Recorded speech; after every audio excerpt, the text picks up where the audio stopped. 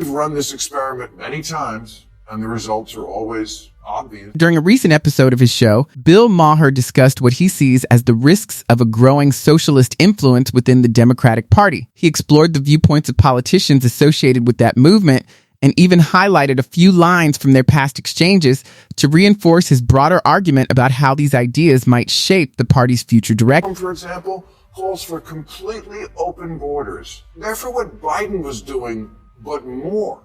For that reason, you won't want to miss today's video. If you consider yourself an independent thinker, go ahead and click the subscribe button, and let's get started. Kids think that stuff that happened before their appearance on the planet didn't really happen, but it did.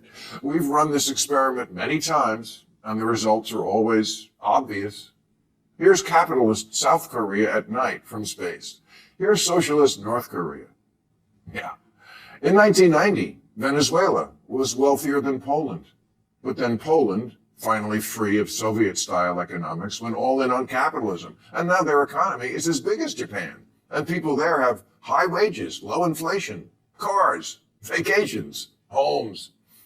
Meanwhile, Venezuela traded capitalism for Hugo Chavez's Socialism for the 21st Century, which turned out to be like socialism in the last century, or any century, a mess. It turned one of Latin America's richest countries into one of its poorest. Low wages, high inflation, shortages, outages, 8 million people fleeing. If you think New York can somehow reinvent this wheel, you're in for a rude awakening. Can't make your wishes come true. You're thinking of Zoltar.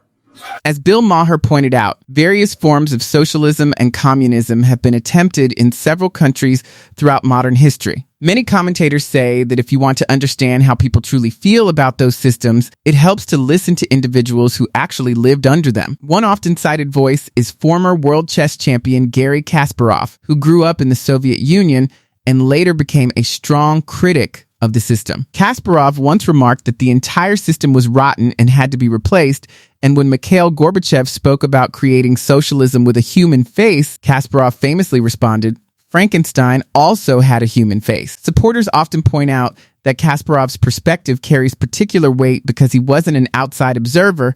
He represented the Soviet Union for many years as one of its most famous public figures before becoming an outspoken political commentator. Socialism is like a dating profile. Things look great until you meet up in the real world. For example, Bernie Sanders, his big thing was always bringing single-payer health care to our country of 340 million. But when liberal, tie-dyed Vermont tried to do it for a population of 626,000, it collapsed like that poor in the Oval Office last week. Bernie, AOC, Mandani are not Democrats. They'll be the first to tell you that. They're democratic socialists, and that's a very different thing, and I don't think people know that yet. I don't think people realize we already have a lot of socialism. Social Security, Medicare, Medicaid, unemployment insurance, food stamps, veterans benefits, Pell Grants, COVID-era payments, farm subsidies, disability payments, Fannie Mae, Freddie Mac, corporate bailouts, and the jobs program that is building weapons the Pentagon doesn't even want. All that is socialism. That's the core of the debate. While many people agree that social programs can provide real benefits, critics argue they can also place a heavy financial burden on the government. Every promise made by policymakers has to be funded somehow, and the total cost can become a major issue over time. Figures like Alexandria Ocasio-Cortez and Bernie Sanders often argue that higher taxes on the wealthy are one way to support these initiatives. However, opponents say that response avoids a larger question: why similar socialist-style programs have struggled or failed in some places where they've been tried before. According to commentators such as Bill Maher, this debate has been going on for years, and he even hosted a discussion about it on his show roughly a decade ago. The exchange is still available today and clearly shows how sharply divided opinions are on the subject. This has been studied. The amount of tax revenue that we would get just from taxing the people who, I think your fans think you're talking about, the people who own a yacht, does not come close to covering what you want to pay for. Not true. Not true. Come on. You're saying by only taxing the top? No, what I'm saying is there have been articles out there that have been really unfair and wrong. For example, what they are suggesting, if we move toward a Medicare for all single-payer program, which guarantees health care to all people, it would cost a lot of money. That's true. But what they forget to tell you is it would be much more cost effective than the dysfunctional system we have right now, which is the most expensive per capita on earth. But it couldn't even work in your home state of Vermont. They were going to institute it, and the governor said, it's going to cost too much money. We just can't do it. It would be the entire budget. No, well, That's true. Well, I'm not the governor of the state of Vermont. I'm the senator from the state. I represent Vermont as a senator, as if that alone settles the debate. The real question, critics argue, is whether such ideas can actually work in practice. As Ronald Reagan once famously said, communism isn't merely an economic or political system, it's a kind of madness. Others go even further, calling it a form of delusion in which supporters convince themselves that sweeping promises can easily be fulfilled, only to see those plans unravel once they meet real-world conditions. According to commentators like Bill Maher, many proposals sound impressive on paper, but struggle the moment they are put into action. That's why he spent considerable time discussing these ideas and the broader plans behind them. So instead of speculating, let's hear directly from him and examine what he had to say. The DSA are radicals about this concept, and radical economic policy is always ineluctably married to radical social policy. Their platform, for example, calls for completely open borders. They're for what Biden was doing, but more. You think you're going to win an election on that?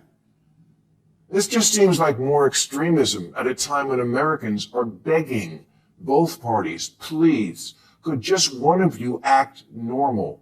At least the party has a clear choice here, very clear. One wing is saying don't ever use the word socialist again, and one is saying, can you still vote for him after hearing remarks like that? Some critics argue that you don't even need to look overseas to see where certain political ideas might lead. They point to cities like Portland, Oregon as an example. According to these critics, the city's leadership, which includes officials supported by groups such as the Democratic Socialists of America, has faced growing challenges in recent years. They cite rising downtown vacancy rates, businesses leaving the area, and concerns about crime, taxation, and complex regulations as contributing factors. These issues often become part of broader national debates about governance and economic policy. During one segment, Bill Maher referenced footage from a convention linked to Democratic Socialist activists, suggesting that viewers might find the discussion surprising or revealing. In his view, the clip illustrated the direction some factions want to take, and he argued that it raises important questions about how those ideas might work in practice. these Democratic Socialists at another of their conventions, they were told to make jazz hands instead of clapping, lest some delegates suffer sensory overload. And also, and I'm not joking, they were told not to be wearing, any aggressive scents. Please don't go into that space with anything that's like an aggressive scent, for instance, right? Because that's going to be difficult for people. Oh, for sake. This...